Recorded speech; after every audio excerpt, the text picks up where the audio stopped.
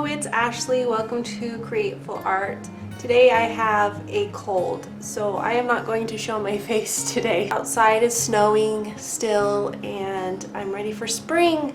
So I decided that I'm going to get my watercolors out and actually some inks because I haven't painted with these for a little while and I felt like I should. And then I'm going to paint a spring bird, a bird that's in Alaska. It's called the Wilson's Warbler.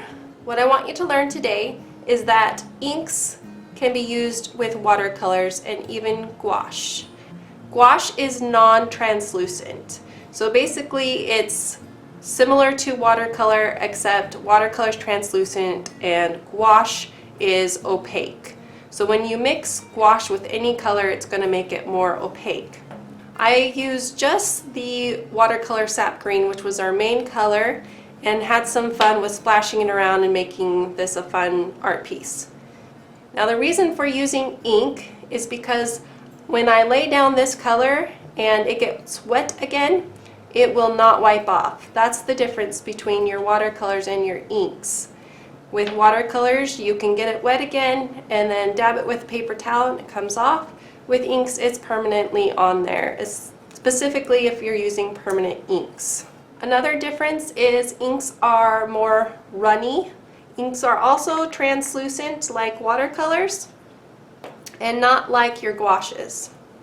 Okay, so I'm going to use some inks and I'm going to use some watercolors.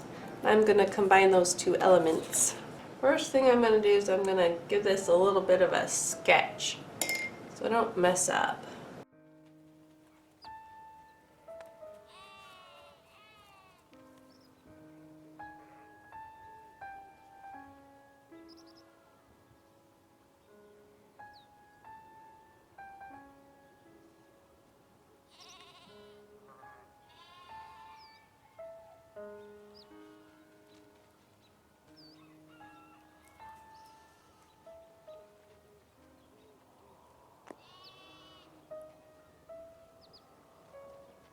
So I got the sketch down.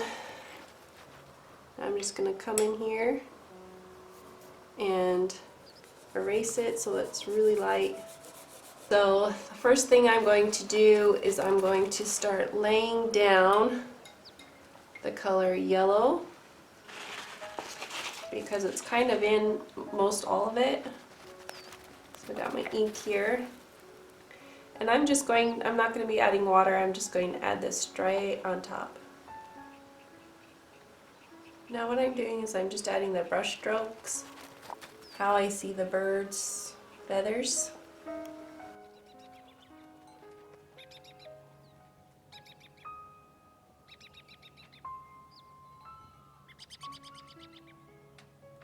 Okay, next layer is pretty much purely gray. And I decided I want to add a little purple. So my challenge to you is to go outside and find a bird to paint.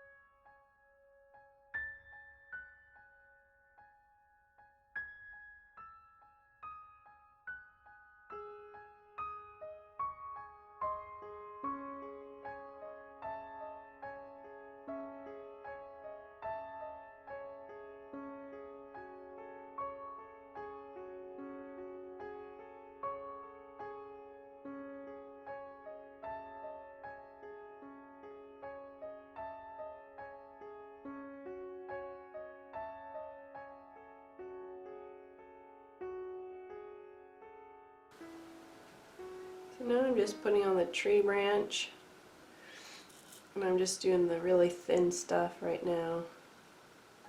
Just making sure it kind of connects.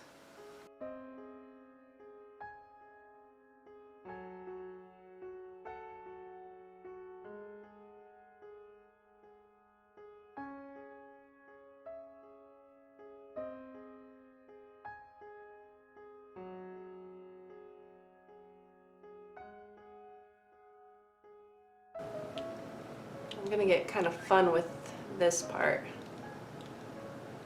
Because it is a painting, I can do whatever the heck I want.